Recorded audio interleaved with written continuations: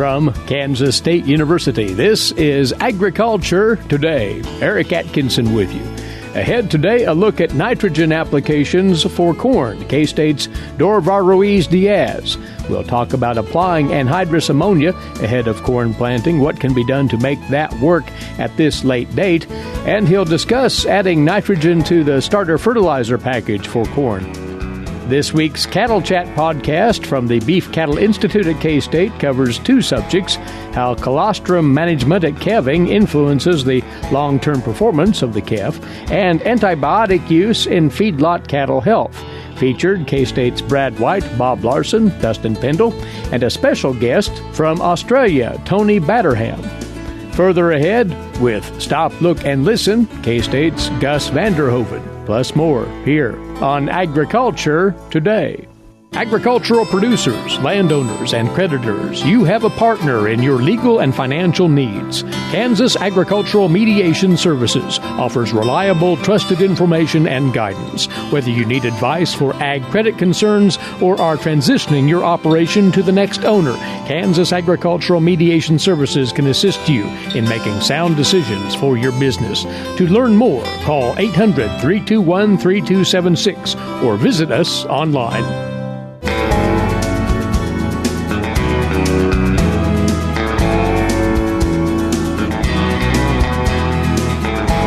We're glad to have you along for this midweek edition of Agriculture Today.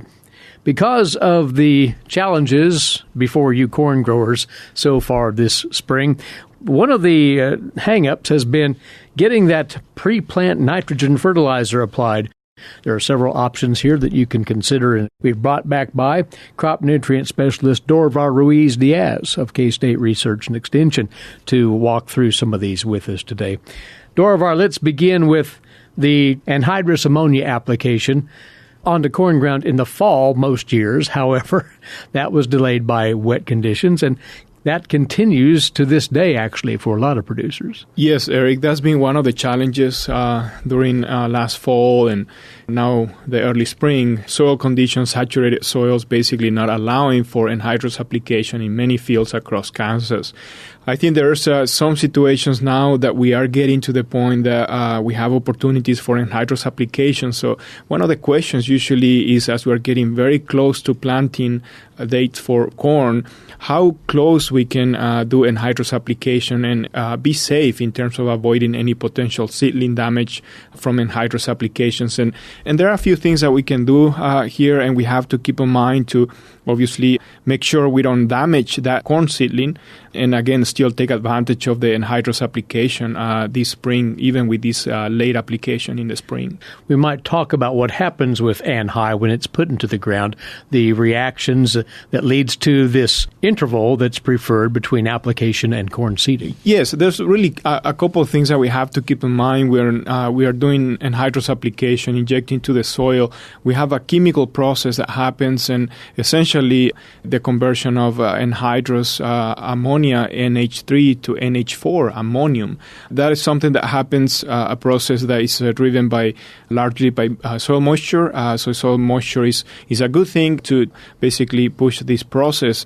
But of course, on the other hand, saturated soils, wet soils are not going to be good for the physical properties, which is the other component that we have to keep in mind with anhydrous applications. And this basically means conditions for that injection point to seal well and also minimize any potential compaction issues or damage in the fields, again, with anhydrous application. So those are two factors. And again, going back to the chemical reaction that happens, why do we worry much about anhydrous? And what happens is that ammonia, NH3, is toxic to the root systems and to the seedling, in this case of corn. So obviously we want to avoid any potential contact of anhydrous with the seedling. And there are a few options that we have to keep in mind here. First of all, we have to remember that the area that anhydrous is going to be affecting typically is going to be concentrated about 1 or 2 inches around that injection point, but the retention area is really a diameter of about 3 to 4 inches. So that's really what we have to keep in mind. About 3 to 4 inches away from that injection point, we have a high risk of seedling damage. So One alternative, of course, is if we want to go back and plant corn fairly soon after anhydrous application, we have to make sure we are away from that injection point. Mm-hmm. So basically keep enough distance from that injection point of anhydrous and the seedling at planting time. So that's one approach. Typically what we will do in a normal year, if we're doing a fall application or early spring application of anhydrous, we're basically going to leave enough time for that anhydrous reaction to happen, and again also minimize any potential seedling damage. And when we talk about that time frame, is typically at least 10 to 14 days is what we would like to see again for that anhydrous reaction to happen in the soil, and again minimize any potential risk. So essentially a couple options. If we can wait 10 to 14 days at this point, that would be great. Again, we're getting very close to planting dates for corn. The other alternative, of course, is to try to do the planting away from that injection point. And again, if we do have the capabilities with RTKs and so on, I think that's definitely a possibility as well. If one plants at an angle to the anhydrous application, that will help then, at least minimize the damage. Yes, that's another approach. Of course, the worst case will be if we have some corn rows going basically straight on top of the anhydrous injection point. We may end up basically with completely missing rows planting time, and that's the type of damage we want to avoid. Right. If you can at all wait that 10 to 14 days, that will clear the way for that conversion of ammonia. But Dorivar, if in fact one would rather, and they find they can't get the anhydrous in at an optimum time, they can look at applying at planting time. That's worth considering as well. Yes, that's something else to keep in mind. Of course, again, if we are limited with application of anhydrous, then we can look a little bit more of all the options that we have, essentially. And one alternative also to minimize the risk of anhydrous damage is to lower the rates. Basically, not put 100% of the rate with anhydrous, but lower that application rate. But of course, in that case, means that we have to come back later and put additional nitrogen. And so if we are set up to do a starter fertilizer application, that could be another timing for complementing that nitrogen for that corn. Of course, there are a few things that we have to keep in mind if we are thinking about nitrogen application with starter fertilizers. Typically, we will say we don't want to have any urea or UAN in direct contact with the seed. That would be in-furrow application for corn, and so we have to be careful there.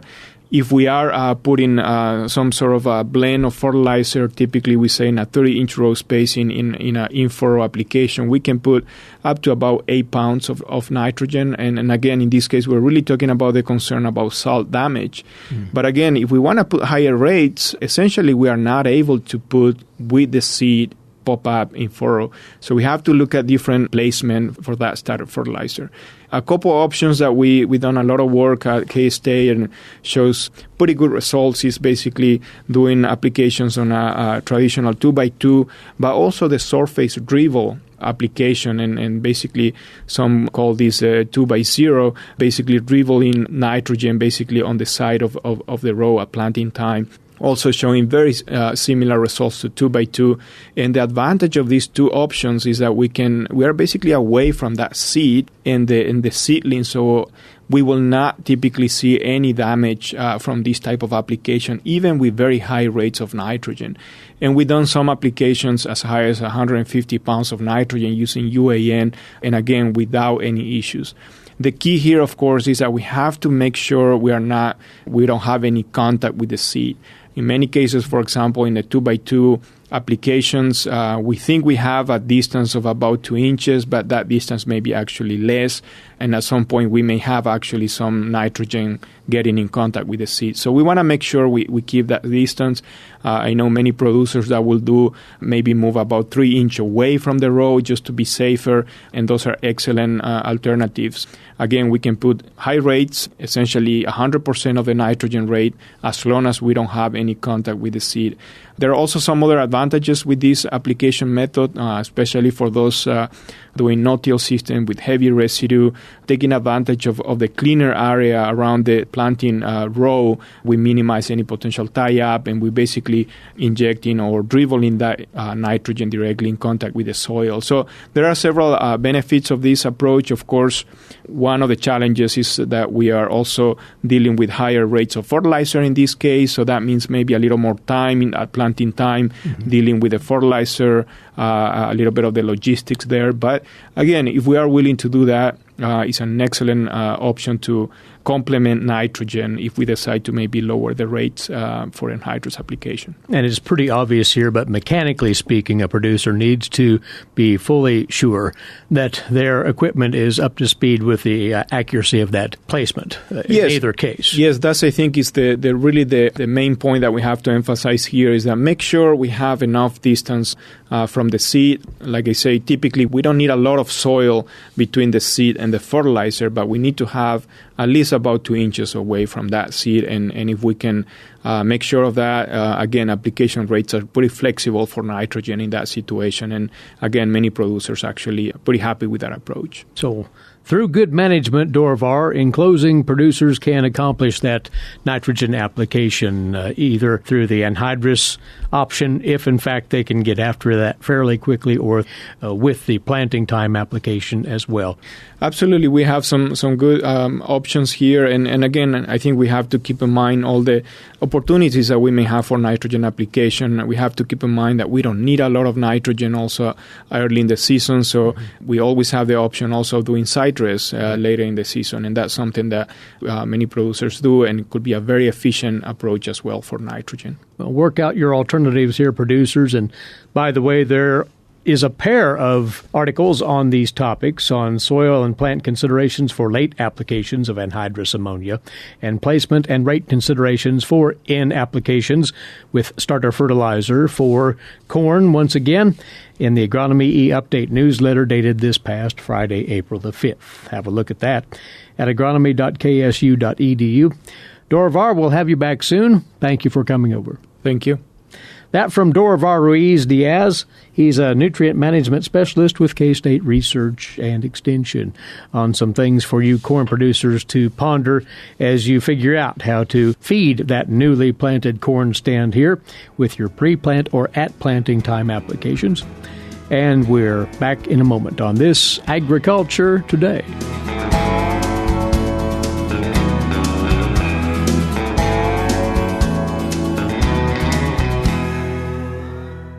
Agriculture and food systems are the main drivers of the Kansas economy, but must be improved in order to feed the world's growing population. How are we going to do so? Reduce food loss, find ways to preserve grasslands, and help families stretch their dollars. Global food systems is one of the 5 grand challenges K-State Research and Extension is addressing. To learn more, visit www.ksre.ksu.edu.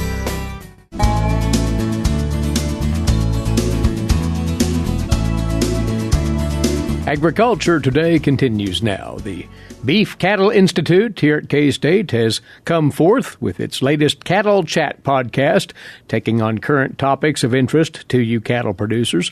This time, veterinarians Bob Larson and Brad White and livestock economist Dustin Pendell welcome a special guest to the microphones. He lends a down-under perspective to a couple of topics. To start the ball rolling, here's Brad. We're going to talk about colostrum in calves, the importance and how we try to manage that, and the impacts through their life. We're also going to touch on antimicrobial use in feed yards.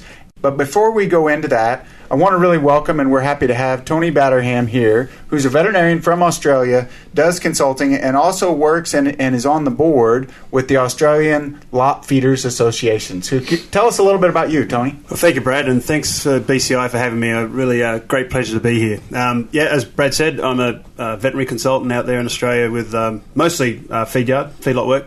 But I'm also on the board of Australian Lot Feeders Association, and Australian Lot Feeders Association really is seeking to engage further than just our little old industry. Like we want to sort of engage with more universities, and that doesn't mean just our domestic ones. Like we want to see what's happening out there in the greater world as well. So I'm here to see your industry, how it operates, and meet some key people. And like I said, I'm very glad that you guys are hosting me here at the BCI, and I'm looking forward to a good day and a half. One of the things right now, we're going through calving season. And in calving season, colostrum management is really important. And as we think about colostrum management, the textbook thing that people will see, and as we go through vet school, we talk about you got to manage that colostrum, and a lot of times that's geared towards dairy calves. Yeah, exactly. When we teach veterinary students, a lot of times we're talking about how we do really hands-on colostrum management. That's getting colostrum out of the cow, maybe even measuring the density of the colostrum before we give it to the calves, and measuring how much we give the calf. And so that really intensive management is the way it's done on the dairy is obviously not the way we do it on beef cattle. First of all, we don't, because of the extensive calving situations, we don't handle them, and I don't really want. We're typically not milking those cows. No, we are not, and I really think thank goodness. Yeah, we need to have a system in place that aligns with beef cattle production, which is I'm not going to handle the calf, I'm not going to handle the cow, but that doesn't mean we ignore colostrum management. It's still about having a cow that's in good body condition, so that she's going to produce some colostrum, and a good quality colostrum, and I want that calf to be able to get up and suckle as soon after it calves as possible. So that really means, managing calving difficulty, using bulls that aren't going to cause us big problems with difficult births, and then just a good housing environment. And that's really been a challenge, at least in the Midwest.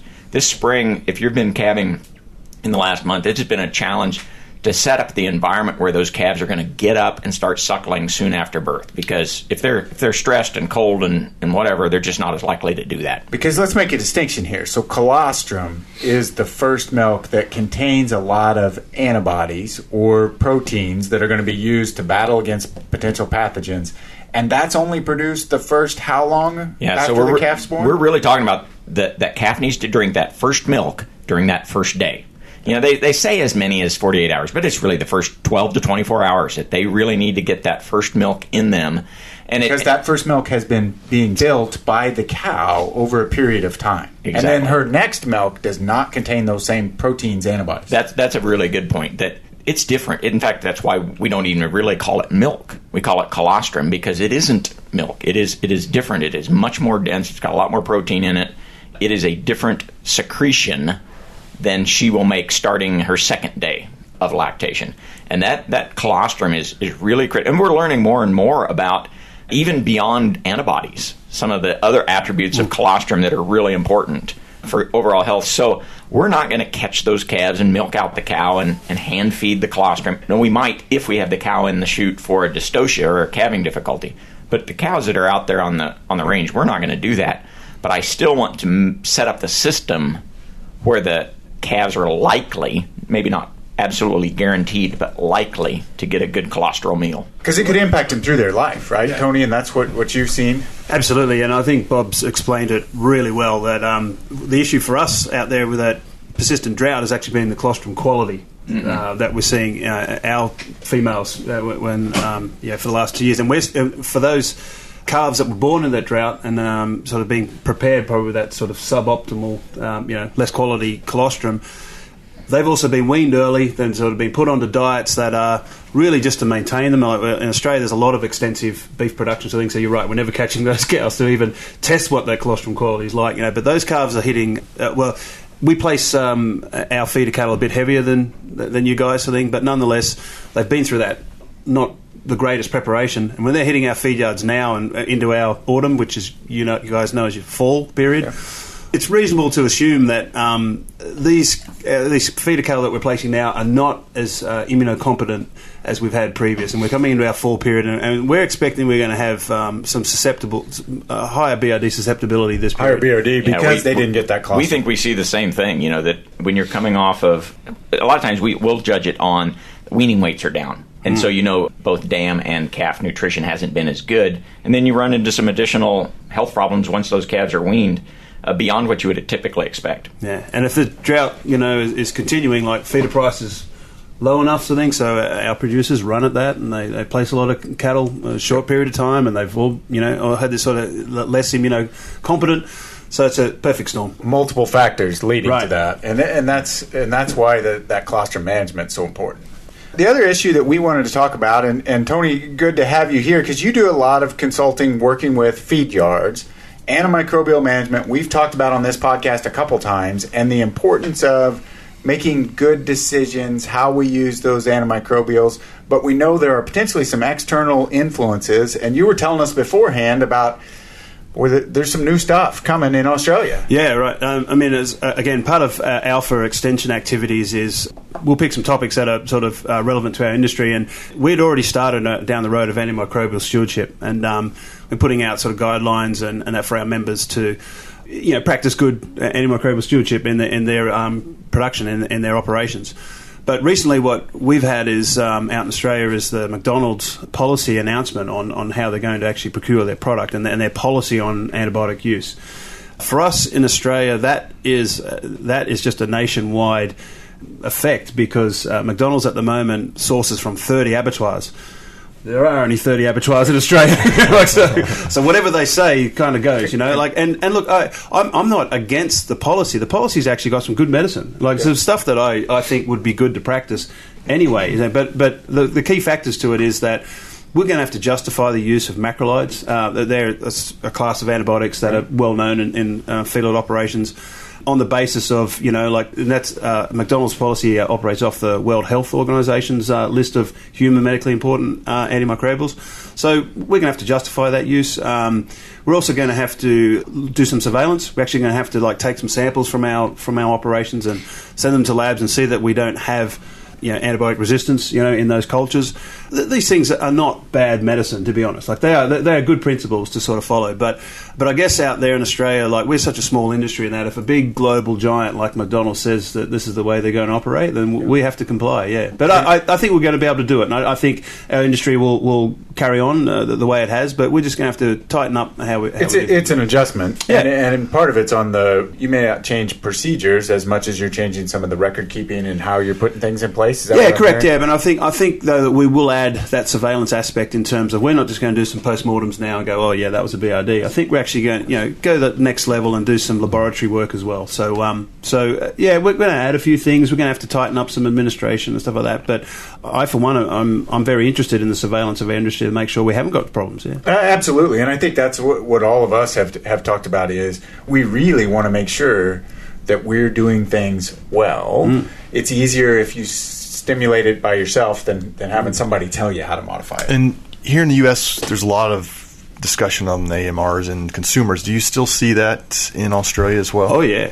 No, there's product marketed out there as no antibiotics, and the community is very aware of this topic, so I think. And they just want to know that the food's been produced well and it's safe. I think another aspect of this is, as much as I actually welcome some of this surveillance in that. I think if consumers can be kind of happy that that we have good stewardship programs, that we actually we're conscious of this, that we're not just using antibiotics as like a free for all. And as veterinarians and as my clients are aware, there's not going to be any new antimicrobials developed soon. And we're not just going to make new ones in the next sort of 10 years. So we're already conscious of this, and we're already conscious of protecting what we've got. Yeah, exactly, and conservation of the tools that we've got now. Yeah, excellent. We have really enjoyed, and we're going to enjoy the rest of the day because we get to spend the rest of the day with you as well. But we've enjoyed having you on the podcast today, Dr. Tony Batterham from Australia. We appreciate you joining us today. If you have questions, comments, things you'd like us to talk about, please send us an email at bci@ksu.edu, and we'll talk to you next week. Thanks for having me. K-State's Brad White, Bob Larson, and Dustin Pendell, along with feedlot veterinary consultant Tony Batterham from Australia, contributing to this week's BCI Cattle Chat podcast. To hear what else they addressed in the full podcast, go to beefcattleinstitute.org. beefcattleinstitute.org. This is Agriculture Today. What is radon? Home exposure to radon gas is the leading cause of lung cancer death in the United States for non-smokers. In Kansas, 1 in 4 homes will test at or above the EPA action level. The Surgeon General recommends all homes be tested and fixed if necessary. Visit kansasradonprogram.org for more information. Test, fix, save a life. This message brought to you by the Kansas Radon Program, the Kansas Association of Broadcasters, and this station.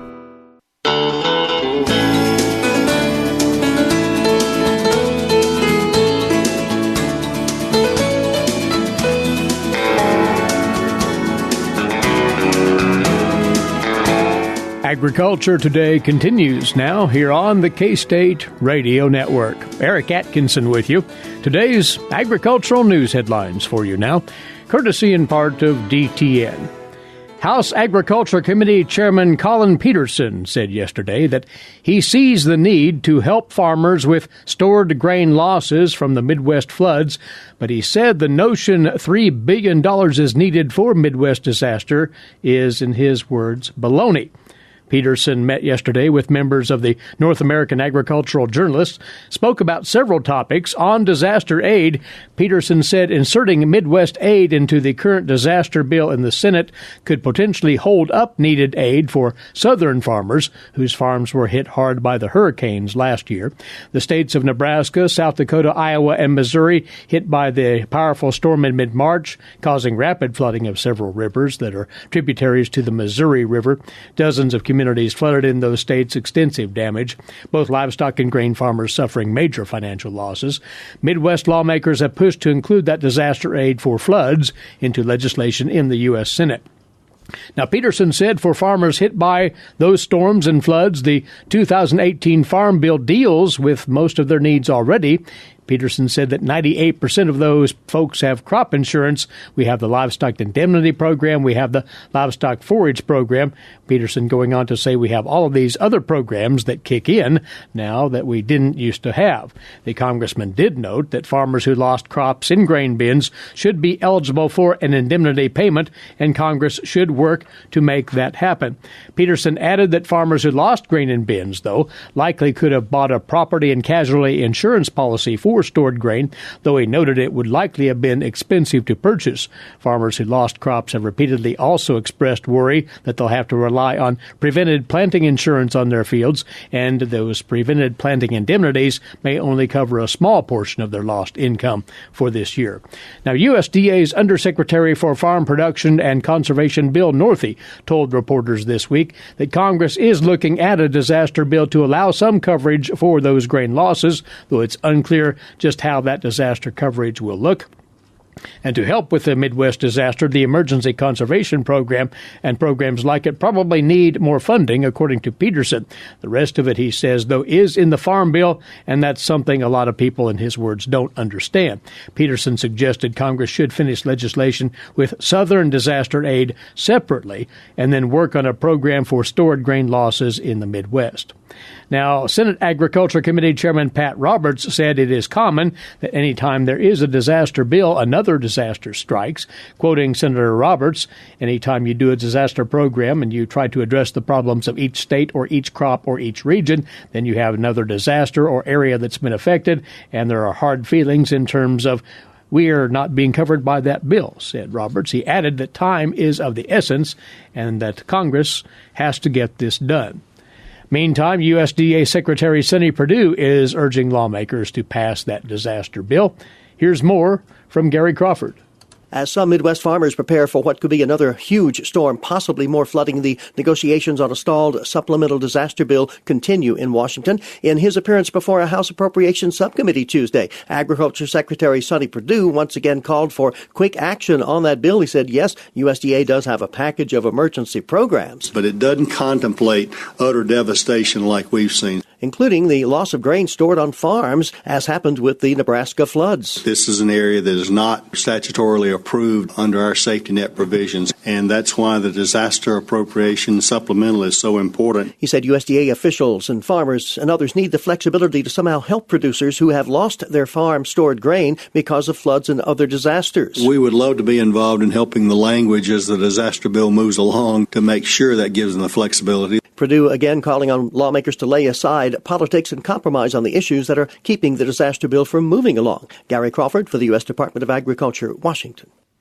A voluntary program combining animal husbandry techniques with accepted scientific knowledge about raising cattle under optimum conditions continues to instill confidence in beef consumers.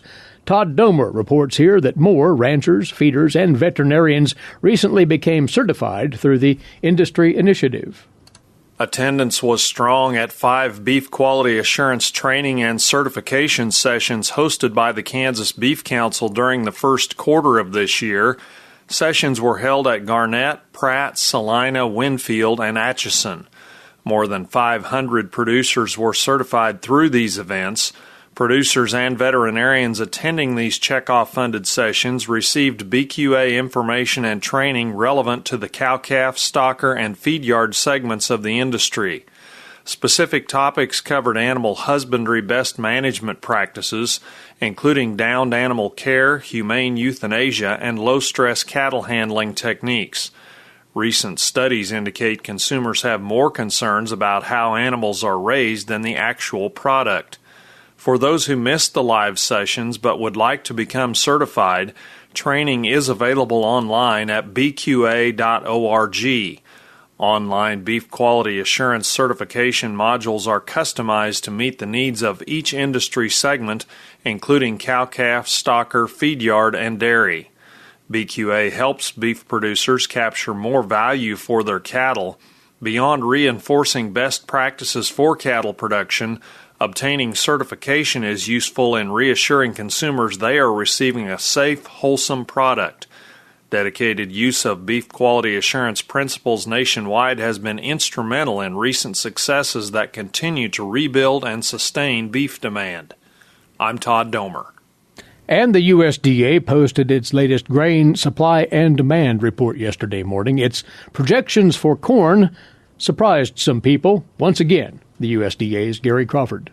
Tuesday's USDA supply and demand forecast is projecting ending stocks for corn a little higher than most industry analysts had been projecting. USDA taking its previous forecast up 200 million bushels, taking it to over the 2 billion bushel mark, up to 2.35 billion bushels. USDA analysts saying that the overall outlook for corn use less bright than it was, dropping the forecasts for use in ethanol and feed and exports. No change to USDA's average price forecast, $3.55 a bushel, but markets could react short term to the bearish forecast. Also a little bearish for wheat, with USDA cutting its estimates for wheat use, so stocks expected up by 31.5 million bushels, up to just a bit over 1 billion. Season average price up a nickel, though, based on updated price data. Outlook for soybeans, just the opposite. USDA cutting its year-end stocks forecast by 5 million bushels, down to 895, quite a bit below what many trade analysts have been expecting. Cotton, analysts now projecting U.S. cotton consumption could drop to the lowest level since the 1890s, add 100,000 bales to the stocks forecast, now at 4.4 million bales. Gary Crawford for the U.S. Department of Agriculture, Washington. And that's a glance at today's agricultural news page. You're tuned to Agriculture Today. This is the K-State Radio Network. Have you ever thought about where your food comes from? If you're thinking the grocery store, think again. Facts show that the American farmer feeds more than 129 people. They are continually increasing and improving their operations. A wide variety of crops and livestock are grown in Kansas as well as the United States, providing food to your dinner plate. Next time you see a farmer or rancher, thank them. For more information, contact K-State Research and Extension.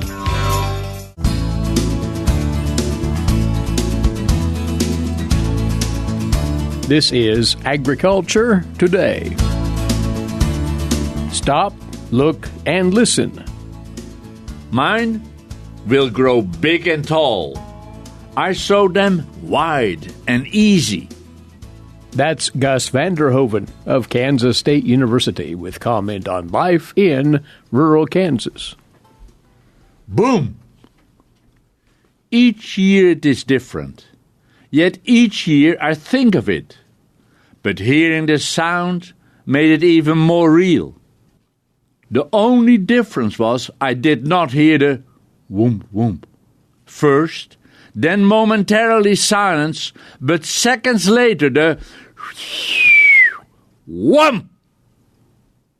It was Saturday morning, a gorgeous day to work in the yard. It was while handling the potted geraniums at my outdoor workbench in my so-called kitchen under the cedars that I heard and listened to the boom of Fort Riley. You often hear it. But it was this weekend, 74 years ago, that we were liberated, after 3 days of hard fighting by the Canadians. And while you work in the outdoor kitchen on the task at hand, you remember the dead and wounded. The survivors are all old men now. Next year it will be 75 years ago, a whole life for those who survived. Thank you. As I worked and looked around me, I noticed the blooming daffodils. I noticed that for one reason or another, the ground cover Vinca minor, of which I have several large patches, looked very good this year. I think it was or is that we have had ample moisture this winter. The other night we had a thunderstorm with rain. I forgot to take the wheelbarrow in the shed, and next morning it had a lot of water standing in it. To see the new fresh shoots of the Vinca is a good feeling. It's promising. Over the years it has spread widely, and all under the cedars. Soon it will show off its clear blue flowers, but its glorious green leaves, making a carpet, is why I planted it where I did. I've added the daffodils which bloom and then wilt without interfering with the Vinca. I rake the border carefully, trying not to disturb the new shoots of the dormant plants coming up. Not so long ago, I saw an old color photo of Anneke, my wife, standing in the border with her arms full of freshly cut flowers to put in the vases. It's quite a job, and as we used to say, I grow them, you cut them. She cuts them up for in the house, but also to give away and cheer people up. I have to be honest, the flower border is not what it used to be. The photo I looked at is from a few years ago. I don't have that much energy anymore. There are other things to care for. However, I did try something different this spring. I bought packages of wildflower seeds. One was Prairie Splendor, and the other Bring Home the Butterflies. I know soil preparation, etc., necessary. I did not do too much of that. But I watched the weather very closely, and after mixing the seeds with dry soil, I sowed them where I thought the seed had the best chance of germinating. Oh yes, the packet mentioned thinning the new stand. Forget about that. The way I spread the tiny and not so tiny seeds, there should be no thinning needed. Of course, there will be weeds coming up as well. The art on the packages is very colorful. They are mixtures of annuals and perennials. I have expectations, but I'm not holding my breath. However, this is the first effort to transform my open, sunny border into a wildflower, natural border full of color, and I expect the deer to bed down in it. After all, it will be a natural habitat. While the weather is pleasant, 70 degrees Fahrenheit and over, it's a joy to work in the yard. I liberated overgrown forsythia to give it a better chance. I will cut some branches and make cuttings to add to the existing forsythia plants, which can benefit from fattening up. Right now, they're blooming profusely in my yard. I've never bought a potted forsythia. I cut 1 year old branches into 12-inch sticks, and after preparing a planting hole, I stick 10 to 12 sticks in the hole as if I put them in a vase, 6 to 7 inches into good soil. I water and mulch them. At this time of the year, they root readily. Great shrub. While cleaning and raking, I came upon the skeleton of a rabbit at the base of the redbud tree. It was nearly all complete, white, bleached bone, against the dark, moist earth. Early in the morning and in the evening, its offspring are hopping around and act as if they own the place. I expect they will do some thinning of my anticipated wildflower patch. Between the rabbits and the deer, I perhaps should not have too great an expectation. Looking again at the information on the package, how far will your seed go? Remember, the less square footage you cover with the seed, the more dense and the smaller the plants will be, because seedlings that emerge very close to each other will compete for light and water. Okay, mine will grow big and tall. I sowed wide and easy. Yard work, it's all work, but it gives you a good feeling when you see things grow and bloom. In a little while, the burned rangeland, now blackened, will green up, and with it come the prairie flowers, the cone flowers, and so much more. Just enjoy. It is another spring. Gus van der Hoeven of Kansas State University with his weekly commentary on life in rural Kansas. Our time's away for today. Thanks for tuning in. Eric Atkinson here. This has been Agriculture Today over the K-State Radio Network.